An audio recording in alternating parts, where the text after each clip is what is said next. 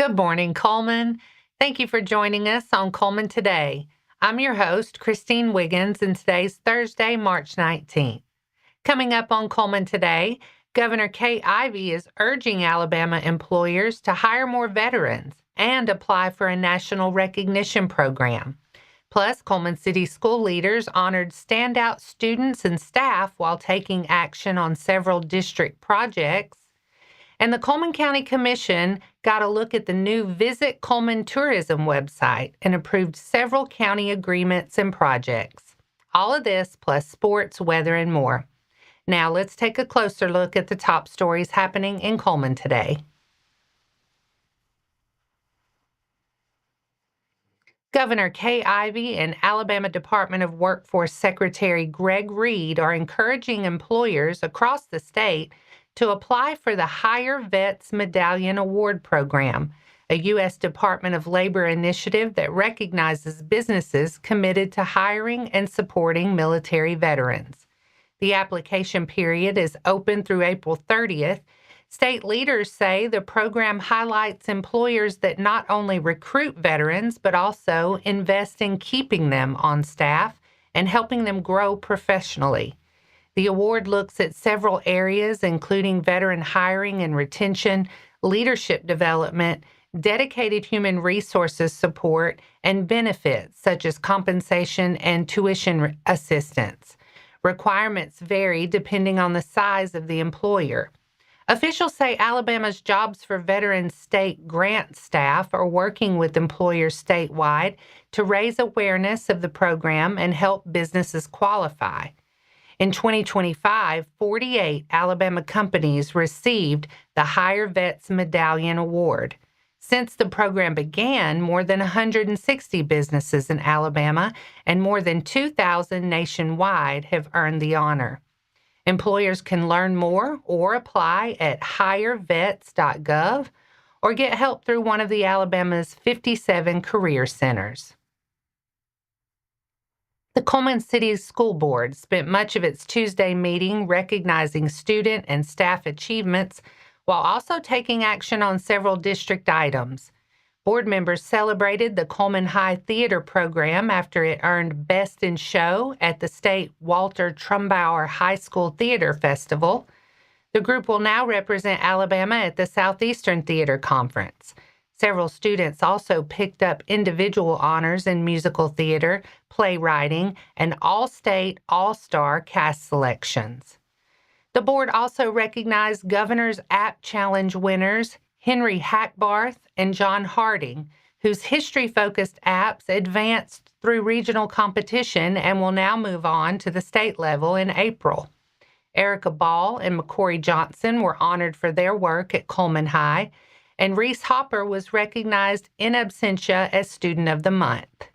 In other business, the board approved updated policies, a new career technical education job description, and demolition approval for the Thomas property. Members also rejected a bid for the Cullman High soccer field house project after it came in over budget. The next meeting is April 21st at 5 p.m. at the central office. The Cullman County Commission opened Tuesday's meeting with an update on the newly launched Visit Cullman website, a tourism effort aimed at encouraging more visitors to explore the county and spend more time at local attractions. Tourism Bureau Executive Director Harmony Hurd said the site features suggested itineraries and trip ideas built around festivals, downtown activities, faith-based tourism, Smith Lake, and agritourism. Officials also introduced the free Visit Cullman Savings Pass, a digital program that offers discounts at participating local businesses and is designed to boost spending at restaurants, shops, and other destinations across the county. Commissioners also approved a proclamation naming April as Child Abuse Awareness Month and recognized 2 sanitation department retirees. Aaron Skinner is retiring after 10 years of service, and Randy Williams is retiring after 8. In other business, the Commission approved an agreement for Cullman County water and sanitation billing, authorized design work for parking lot security structures, and approved a utility agreement with Cullman Electric Cooperative to bring three-phase power to Cullman Regional Airport. The commission also approved subdivision items, bid awards, contract extensions, and several operational purchases. And that's all for our top stories this morning. Coming up, Wallace State's women's basketball season came to a close in the conference semifinals after a hard-fought loss to Lawson State. Sports is next. It all starts with who you are. You know, I always tell our players, who you are is more important than what you do. How high you jump, how fast you run, because who you are is your character.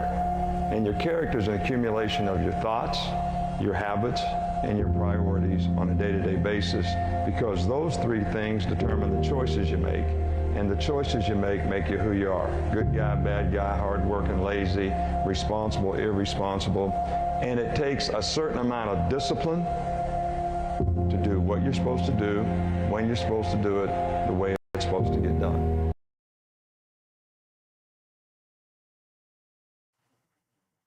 Welcome back. The Wallace State Lady Lions saw a standout season come to an end Saturday with a 54-51 loss to Lawson State in the semifinals of the Alabama Community College Conference Tournament at Talladega College.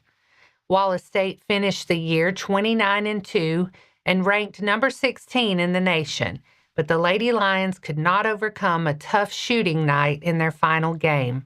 They shot 36.1% from the floor and just 15% from three-point range in a game that stayed close throughout. Zamira Good led Wallace State with 11 points, 5 rebounds, and 3 assists. Cameron Sanders added 9 points and pulled down a team-high 8 rebounds, while Leah Childress scored 8 points and Karma Wynn finished with 8 points and 6 rebounds. The Lady Lions controlled the boards, out-rebounded Lawson State 35-19 and grabbing 14 offensive rebounds, but 18 turnovers proved costly. Lawson State shot 45.5% from the field and turned Wallace State mistakes into key scoring chances. Even with the loss, the Lady Lions closed the season with one of the top records in junior college basketball and another deep postseason run. The Cullman Bearcats varsity tennis teams faced the Gardendale Rockets Tuesday in a 6A Section 7 matchup. The CHS boys and girls teams both came away with impressive 8-1 victories. The Bearcats are back in action again today at home against Lauderdale County and on the road for 2 matches on Saturday against Albertville and Sardis. And that wraps up sports for today. Coming up next, Cullman County junior girls are invited to learn about scholarships, leadership, and personal growth through distinguished young women, plus the Cullman Tribune Pet of the Week.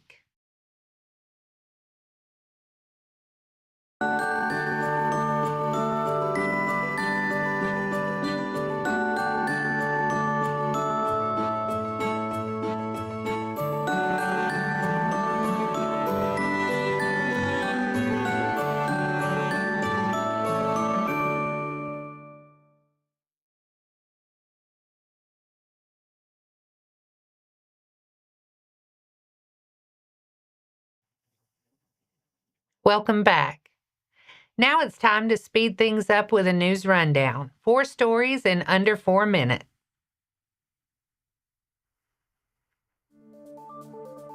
High school junior girls in Cullman County and Cullman City Schools are invited to learn more about distinguished young women at an informational meeting Saturday, March 21st at 10 a.m. at First Baptist Church.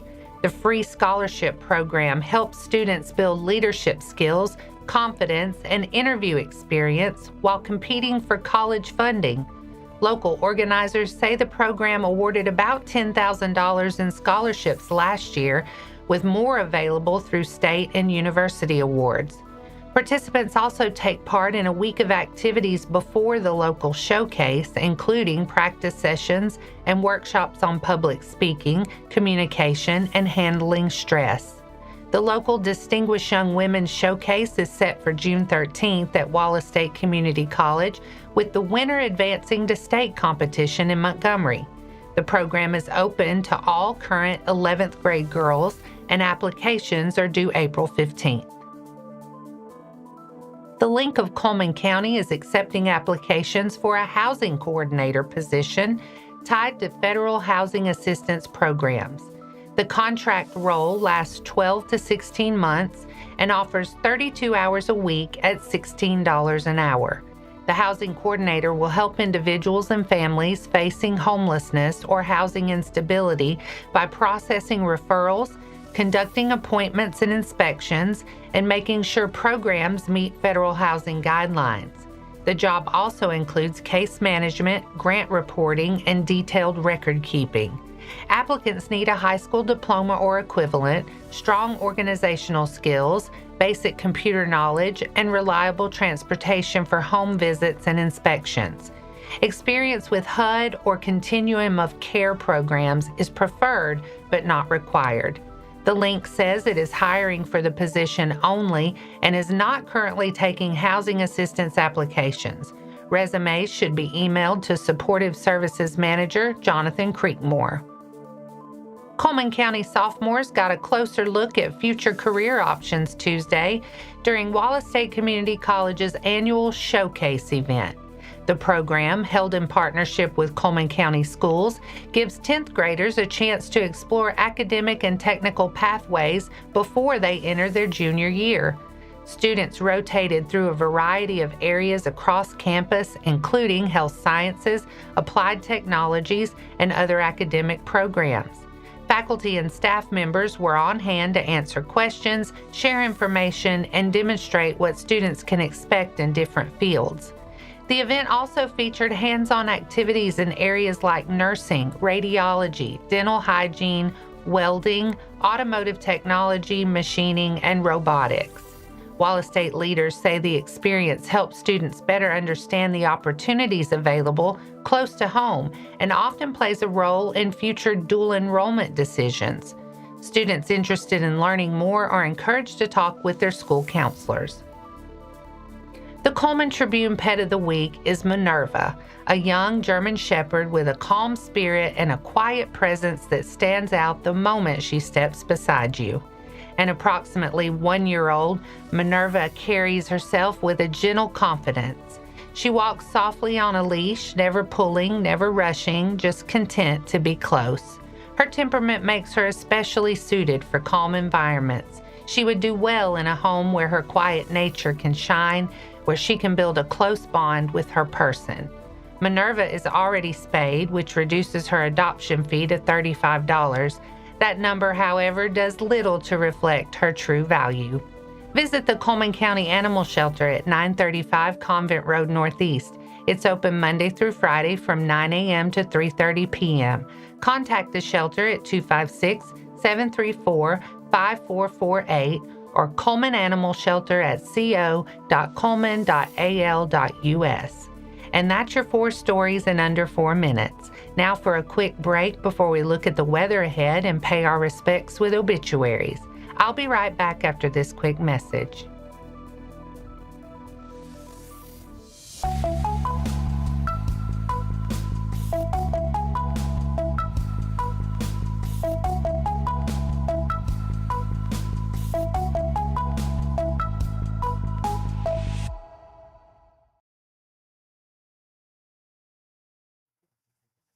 Let's take a moment to pause and remember those who lost their lives this week.